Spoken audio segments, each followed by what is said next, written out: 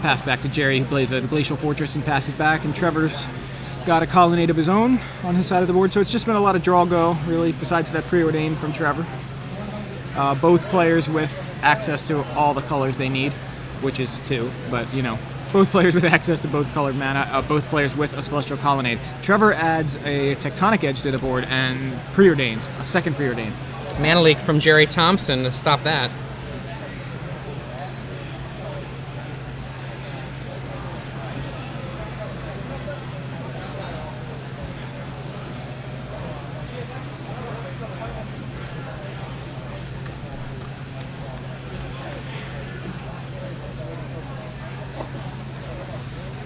So another land, Tectonic Edge number 2. Yeah, 2 Tectonic Edges for Trevor.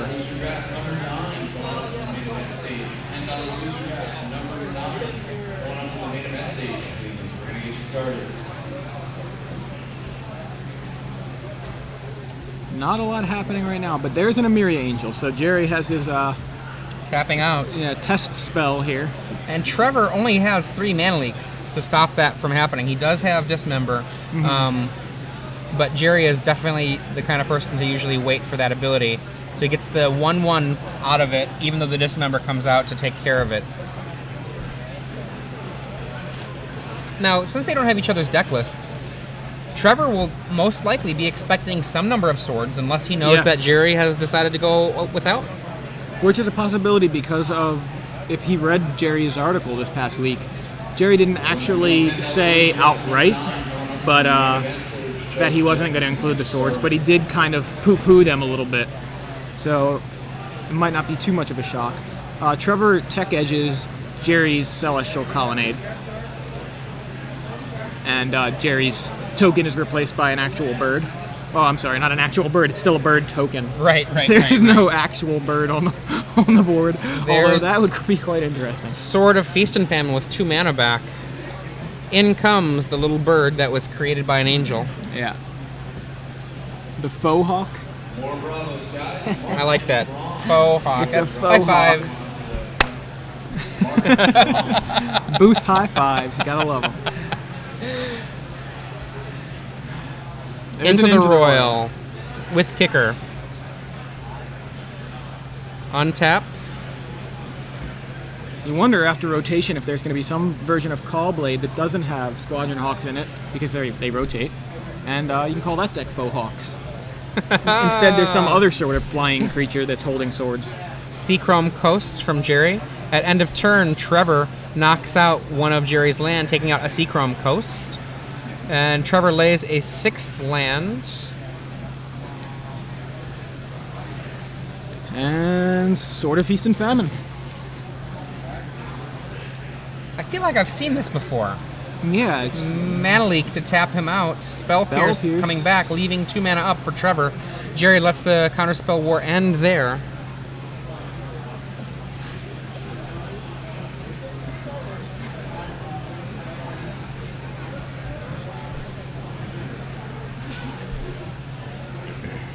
So, Gerry, though, doing fine here. The sword isn't so threatening when it's just lying there on the battlefield. Right. With nothing to wield it. Gerry, though, is a little bit mana screwed. I mean, not necessarily. He's only on 4 lands to Trevor's 6, but that's relevant in this mirror, you know? You don't want to be... Jace Bellerin. Yeah, you don't want to be the one who's down several lands to your opponent. And Trevor cracks a Scalding Tarn, which probably indicates a mana leak. Now, Gerry may have a Spell Pierce. That would be an awesome turn sequence for him. Gerry does not have Spell Pierce in the deck. Yeah, he only has the ability to fake a Spell Pierce. Yeah. And that stops. Gerry's got the 1 mana open. Trevor, if he were to drop down a 6-drop, would be pretty rough. There's a 6. That's Speak a of the Sphinx. devil, yeah. Consecrated Mosquito. Untap, draw. Double draw for Trevor. Oblivion Ring would be handy right now. 1/2 mana. Phantasmal Image. Phantasmal Image of the Sphinx. That's what it looks like. Image. Attack for 1. Trevor will probably say take it. Yeah, because of Dismember. Block my little faux hawk. I dare you. And there's a real hawk from Gerry, so Squadron Hawk. I'm going to say that this next turn, if I were Trevor, I would push into a massive card drawing war, and if I were Gerry, I would just barely fill up and then stop. Yeah, it's the fact that Gerry has 6 lands in play and likely to be 7. He can make use of those extra cards a lot better than Gerry can, who's 2 lands down. You know, who is likely to be 2 lands down. Well, just this fact that the turn itself, having only 1 mana open now is the critical turn for the consecrated Sphinx War.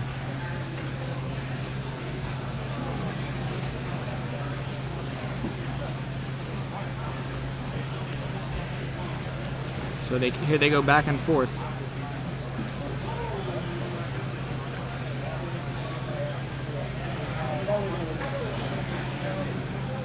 Both players drawing a ton of cards. It looks like 8 cards in Trevor's hand.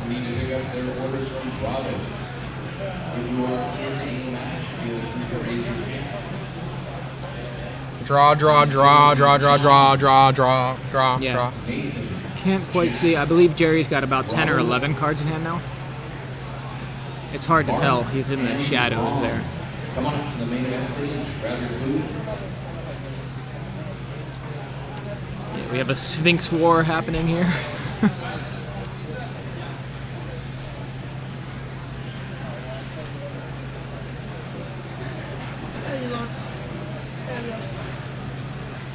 This isn't even a draw go. This is draw draw draw. Draw, draw, draw, draw, draw, draw, go.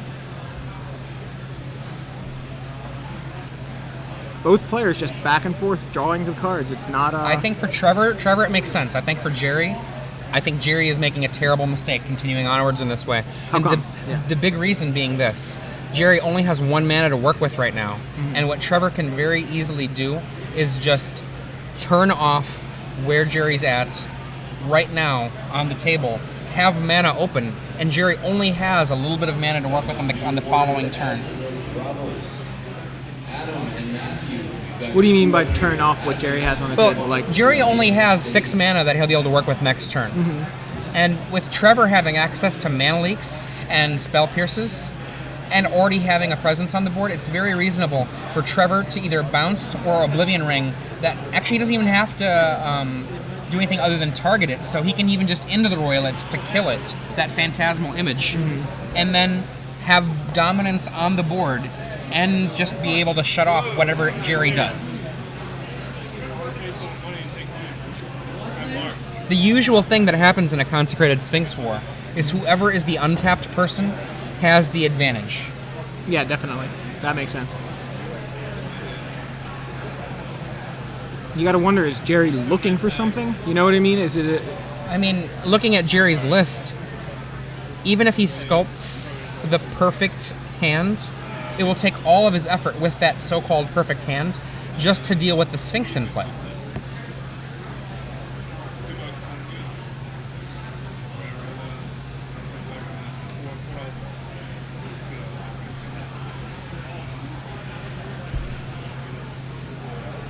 I mean, I kind of wonder how much experience either of these players have with being in consecrated Sphinx Wars. gotta say Gerry would have experience with it. I mean, he's been playing Sphinx for a little while, right? Okay. So, I don't Gideon. think Trevor has any experience playing with it because Gideon, as awesome as Gideon is not great when your opponent has filled their hand full of cards. I mean, basically, it's very You think he possible should have just sat there that with a bunch of untapped mana? Or? he should have basically taken that phantasmal image off the table somehow with something, and then after taking it off the table, leave himself open with lots of possibilities for counter magic, because then Gerry is going to be shut down by a board advantage. Right. Whereas a Gideon, there are so many answers to Gideon, and now he's equipped, and all Gerry has to do is just block. He's got a Squadron Hawk right there. He's gonna untap here though. If well, yeah, you're right. He's got a Squadron Hawk. He just has to block. Yeah, sorry, I was like a step behind you there. It also would have been totally reasonable for him to get those creatures out of the way, then equip and attack, and then be untapped with the Sword of Feast and Famine. Right. But yeah, this sequence, he suddenly put himself where the position where he was, which is the guy with untapped mana and the Consecrated Sphinx, has now been reversed. And now instead, he's the guy that's going to be tapped out, and Gerry will be the untapped guy with Consecrated Sphinx. Right. Trevor moving to his end step here, discarding.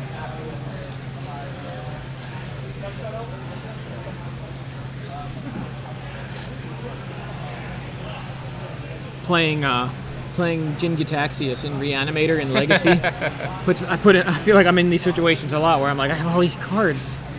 Hold on a sec while I sculpt my hand, while I figure out what I want to keep.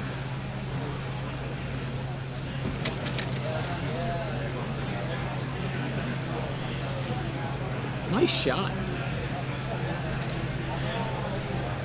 Okay. Do it again. So now Gerry with a hand that is larger than many people's decks.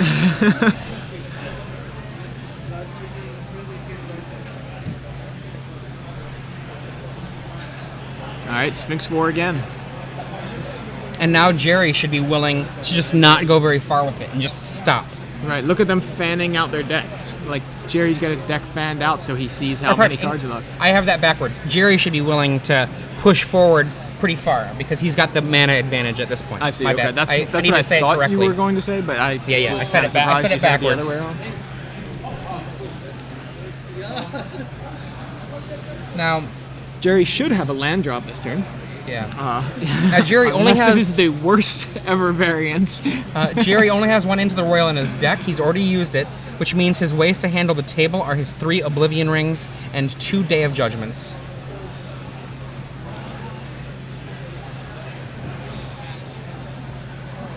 So, Glacial Fortress.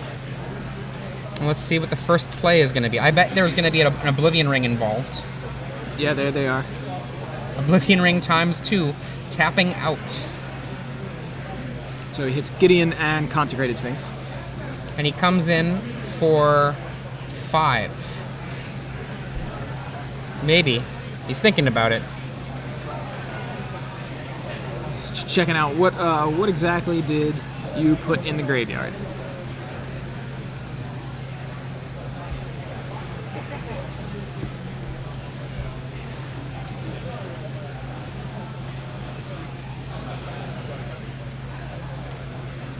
Five damage.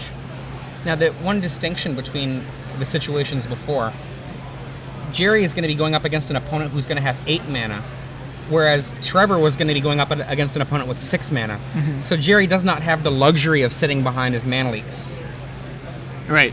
Whereas Trevor actually did have that luxury. Very good point.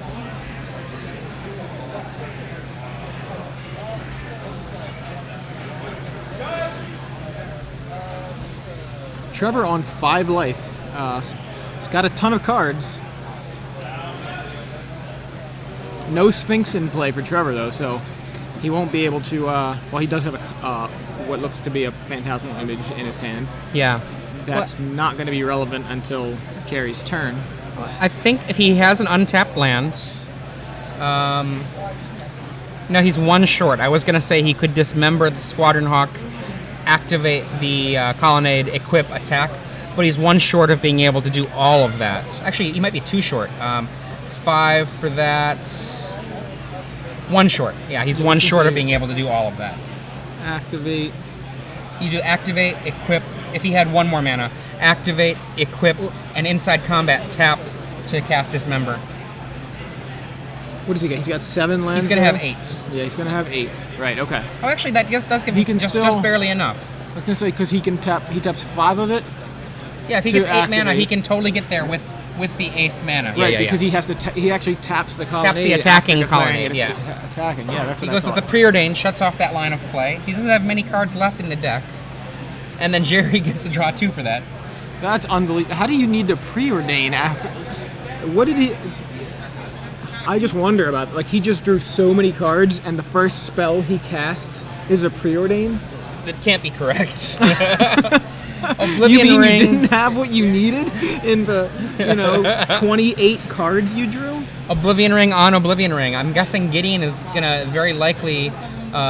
It should just murder that phantasmal image. That would be the play I would make. Attack Gideon does not seem as exciting as murder your Sphinx. Yeah.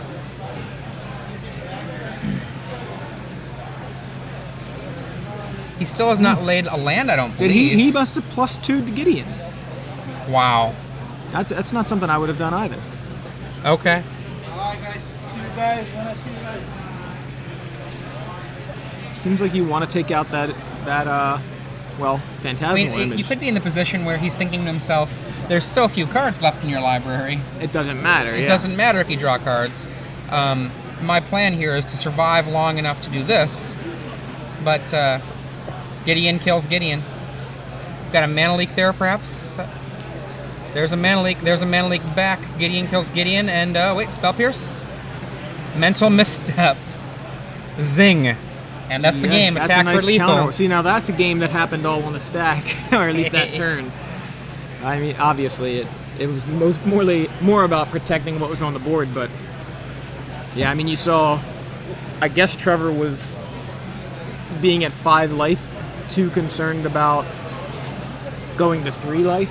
Well, I think there's a tunnel vision thing that happens. Yeah. You Did know? Gerry? I don't think Gerry had a colonnade. He did not have a colonnade. So yeah, I mean, if he had a colonnade, I could see Trevor's line of play there being right to, play Gideon +2 it because I'm at 5 life. Right.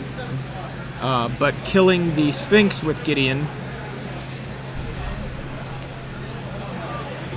would have only put him at 3 because there was just Hawk and Faux Hawk on board.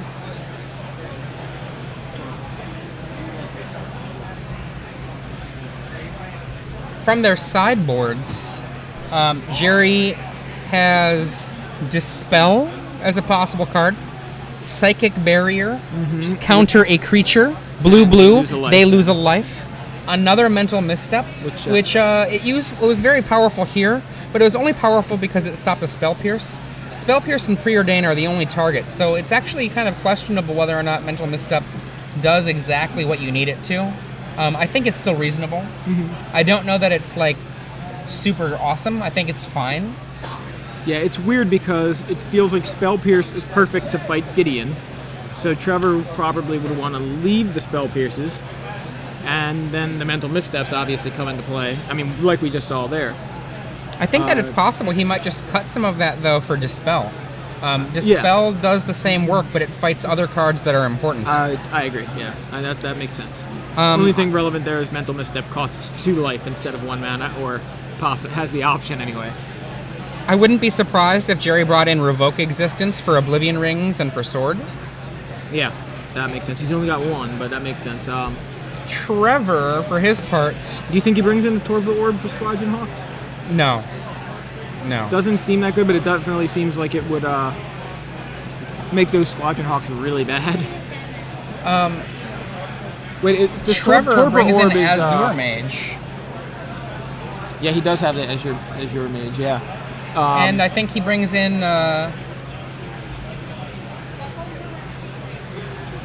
maybe he brings in Day of Judgment, maybe. But Azure Mage definitely comes in. Yeah, for some reason with Torpor Orb, I for some reason thought that was... I questioned whether or not it was just your opponent's or yours too, which... It's kind of funny that Gerry has it in the deck when I think about the fact that he's playing Squadron Hawks, and I don't know. I wonder how you sideboard there. I mean, do you really? Well, if you're becoming more of a control deck against a deck, out the Squadron Hawks? Let's pretend you're playing against, for example, Birthing Pod, right? You bring in your Flash Freezes, your Revoke Existence, your Psychic Barrier, right? You maybe bring in Mental Misstep to hit Birds and Ponders and Preordains. And you just board out your Hawks because you're not playing Sword of Feast and Famine. And you're like... And then you put in the Torpor Orb. And you just become a control deck in a much more strong way. Right. Got that. That makes sense. I like that logic.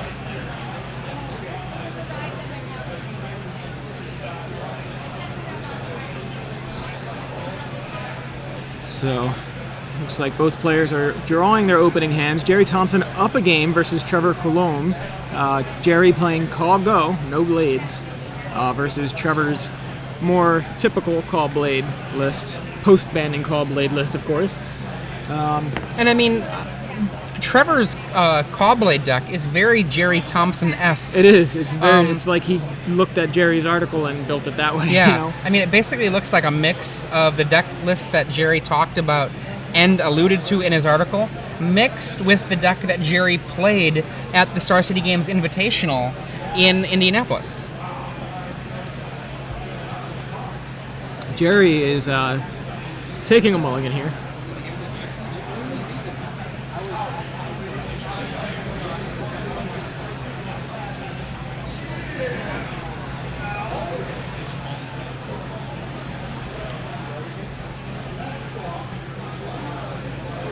Again, both players with the same sleeves.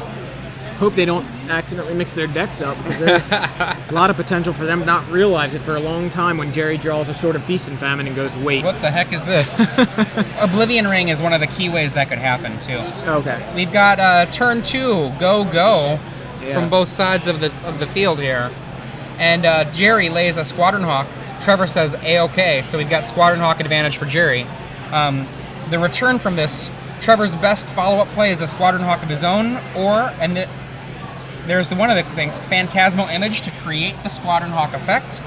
Jace Beleren would have been the other card he could have dropped into play that would have had an effect on the game right now.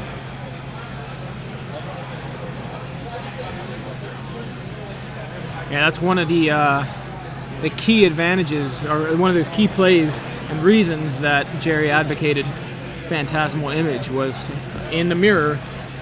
If they have a Hawk, you have a Hawk as well. Wow. So there's a Jace Beleren and Spell Pierce. We have a mental misstep. No, we don't, because Jace Nope. is already in the graveyard. Fourth land.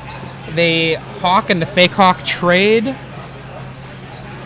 And is that a alt art Hawk? Yeah, he's got the alternate art FNM Hawks.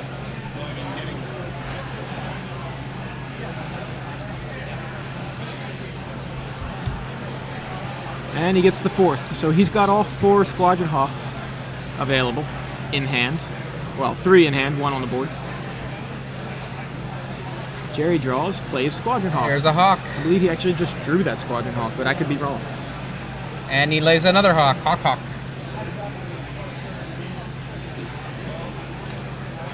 Trevor lays a 5th land. Hawk. Hawk's trade. Says go.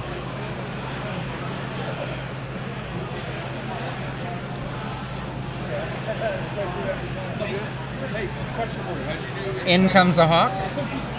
Hawk's trade. Another Hawk. Gerry gets the 5th land. Celestial Colonnade joins play. And another Hawk. Hawks face off from each other. Yeah, we had a Sphinx War last game. If this isn't a Hawk War, I don't know what one looks like. Tectonic Edge from Gerry Thompson. Activates the Colonnade. A Dismember here would be pretty powerful from Trevor.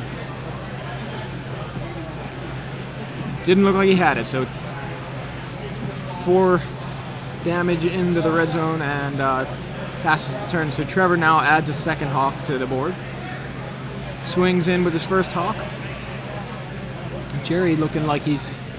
Contemplating not blocking. Yeah. Now, at a certain stage in the game, a Hawk, trading with a Hawk, is fine. And at another stage in the game, having a body just to get in the way of a sword can be a really big deal. Right.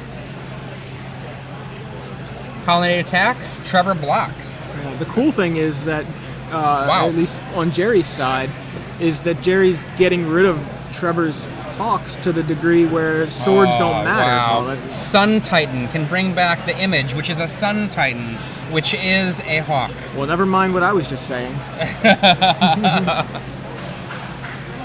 I was saying run him out of Hawks. Now we need a day from Gerry, or Trevor's going to run away with this game. I don't think he has a day. Yeah, I think we would have seen it, but then again, maybe he's just got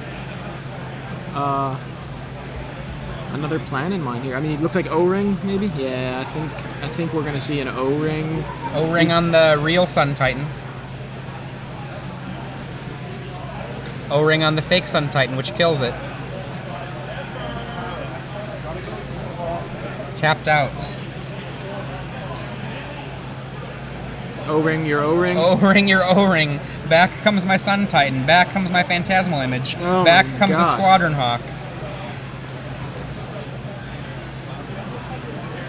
This is just the worst.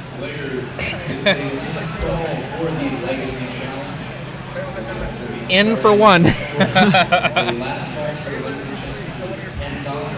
O-ring, Now your it's- O-ring. You know, don't you love it when you're playing and somebody comes over and goes, "Who's winning?" Like, Wait a second. Well, I'm at 16 and he's at 19. Oh, so he's winning. Yeah, Gerry's winning right now. Well, you know, according to some measures, revoke existence on the Oblivion Ring that targets Gerry's Oblivion Ring.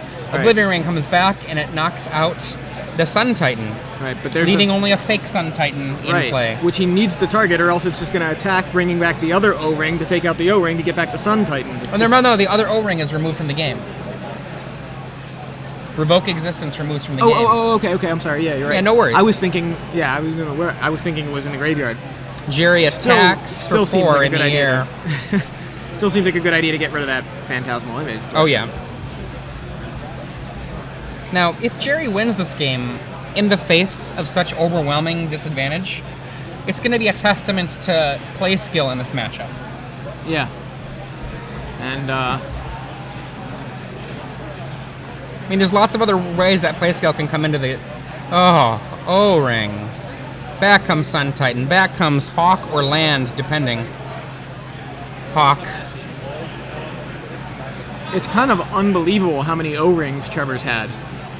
I mean, This I guess is- it's just 2, or 3, right? This is totally reminiscent of the blue-white matchups quite a while back. Wow. Azure Mage hits play. I don't even know about that play. I mean, it gives yet more outs in case Gerry draws, you know, a day. Fetch a land. And now we're going to get the Crucible of Worlds style effect from Sun Titan. Yeah. Wow. I mean, what's next? 3 Eldrazi in play at the same time? I know. Oh, that was earlier. It's just looking grim. Day? Now, does he have the day here? That's now? not a day. He has a Gideon. Gideon. Attack Gideon, please. And a man like, sure, I'll pay. And another mana leak, or no? It was him tapping the mana for the first mana leak. Okay. So Gideon playing the game of Fog. Yeah. Super Fog, but still Fog. Ah, Gideon, you're Gideon, and Gerry scoops it up. Game 2 ends exactly as Game 1 did, with the player who's supposed to attack Gideon just playing a Gideon and then swing in for the win. Yep. So wow, that was just brutal. But I mean, again, it shows the power of Sun Titan with Phantasmal Image, something Gerry himself advocated in his article, yet is not playing. Like that, I really would love to ask Gerry what his logic is there. Well, I mean, that seems so... there's a question of slots, Absurd. right? You have an economy of your deck. How many cards can you actually afford to put together in your deck that way? And he might have just felt like every other card was more valuable, and he couldn't afford to go to 61 cards. I mean, Gerry has played 61 card Codex before. I'm just out of curiosity looking up his article because I feel like he made a case for playing Sun Titan over Consecrated Sphinx. I could be getting it mixed up with another article, but I think you're correct. I think he did advocate for Sun Titan over Consecrated Sphinx. I think what he said was that it does the same thing when you've got Sun Titan and Phantasmal Image that a Consecrated Sphinx does, but it's more powerful. Because it affects the board, essentially. yeah. So that's why I'm a little confused as to his choice of playing 2 Consecrated Sphinx and no Sun Titan.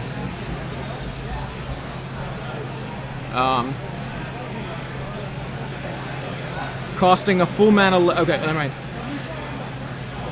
The main interaction playing Phantasmal Image is the one with Sun Titan. With a pair of images in the deck, Sun Titan became better than Consecrated Sphinx. Against blue-black control, Sphinx might just die, whereas a resolved Sun Titan provides multiple threats.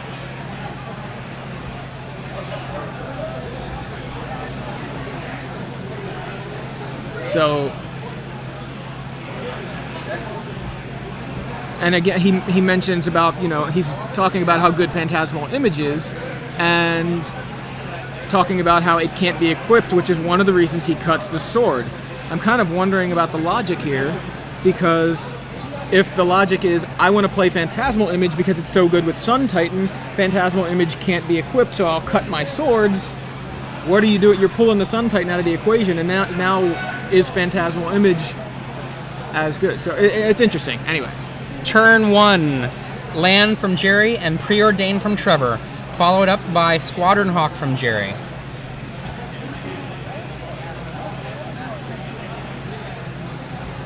Gets 2 Hawks. Trevor plays a Celestial Colonnade.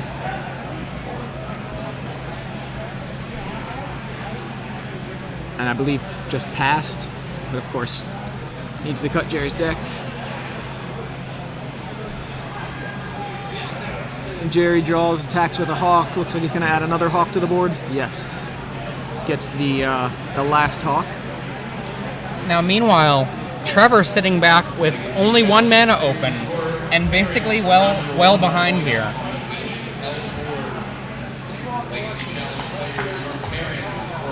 Trevor was on the play game 1, right? And game 2? I feel like that's correct. Yeah, okay. Gerry follows with a Preordain after the Squadron Hawk. And a Spell Pierce for the Preordain from Trevor. So, Trevor now looks like he's... Timely reinforcements would be awesome. I don't think it's correct in this matchup necessarily. Yeah, I don't even know that they would have brought it would in. be awesome right now. Well, it would. Both halves would happen here, unless. One of the funny things about certain cards is they're wrong for a matchup, but sometimes, man, you wish you had it in your hand. Yeah. Well, there's a sword lying lonely on the battlefield. Needs somebody to pick it up. Yeah, there's an Inkmoth Nexus there, but in they come. 2 Squadron Hawks, joined by a third.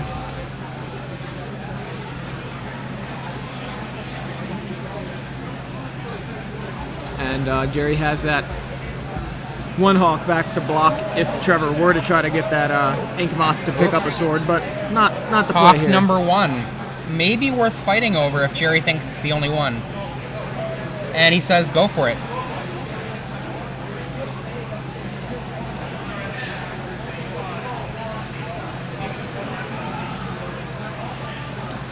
Squadron Hawk, back to hand. Squadron Hawk, Squadron Hawk. One of the great things about this deck is its ability to refill after card advantage. Even if it doesn't have Jace the Mind Sculptor to turn it into a supercharged Ancestral, yeah. It's still good.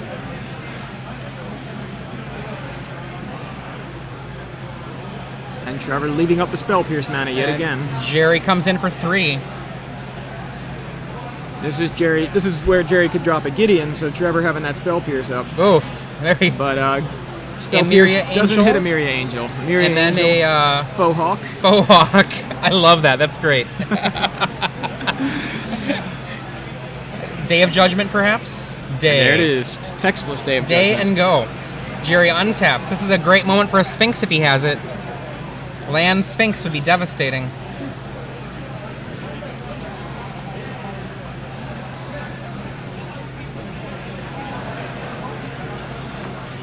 And 3 mana, no Sphinx. land Sphinx. Oblivion O-ring. Sword, okay. Spell Pierce. Gerry pays. This makes him tapped out. Trevor can do something here to capitalize. 4 mana, or is it 5? 3 mana, Jace Bellerin.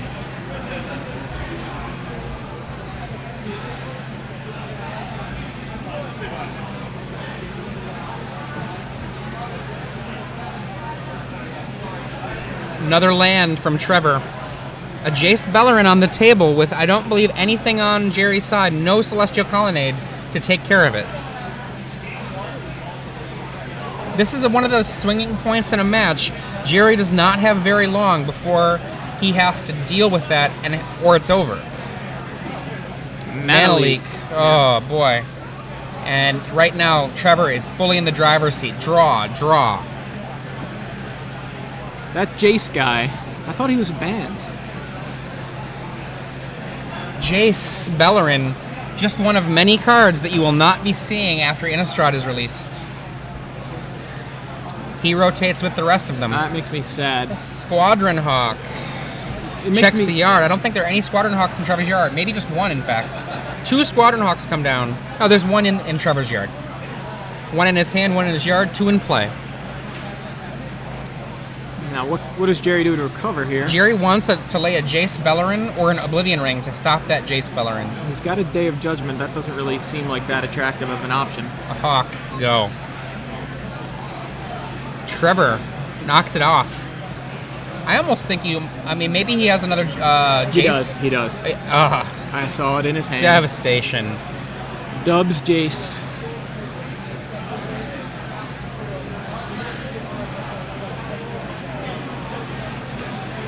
You can see that Trevor has more cards in hand, more creatures in play, more lands in play.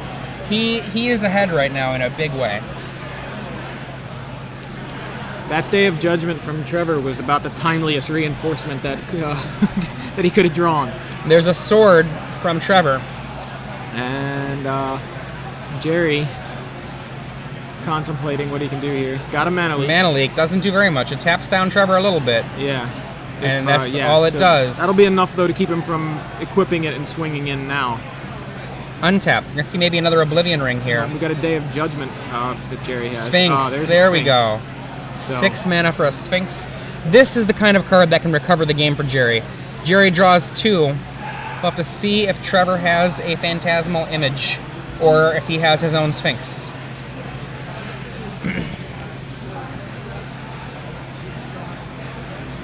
Trevor's thinking. I have a feeling he does not have either of those cards.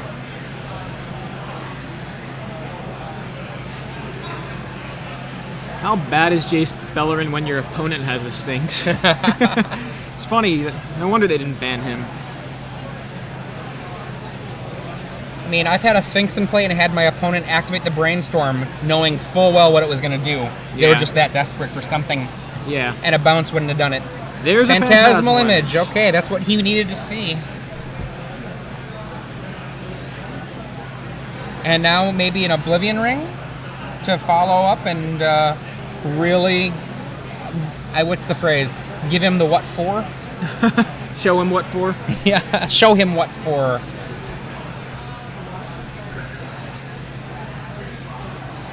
Let's look at each other's graveyards. Pause for station identification.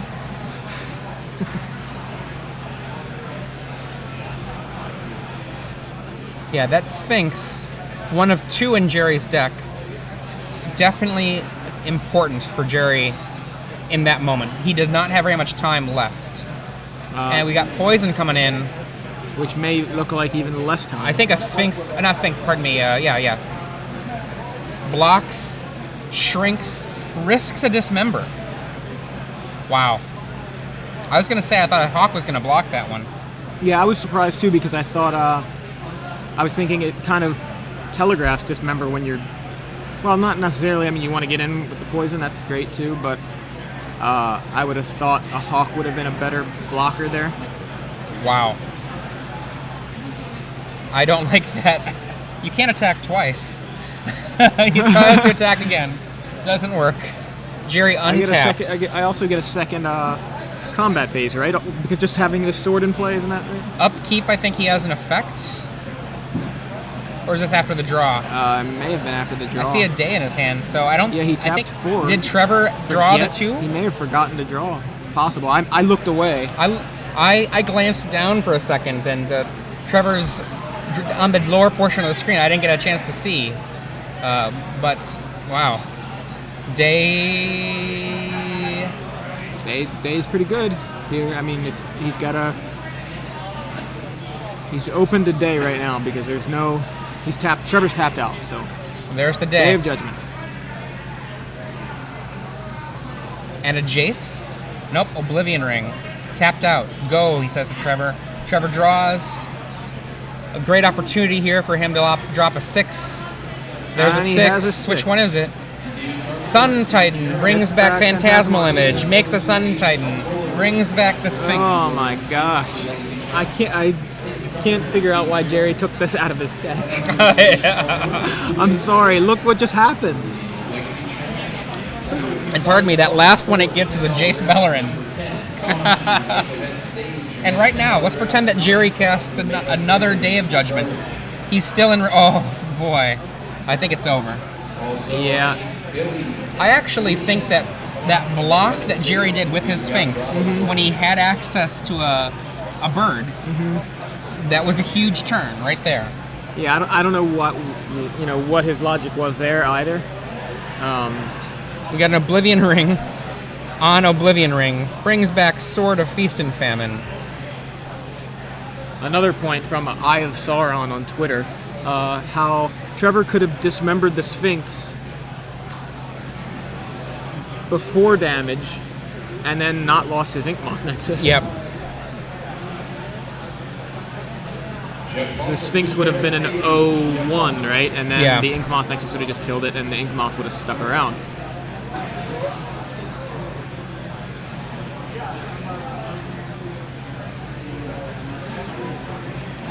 And there's a Squadron Hawk.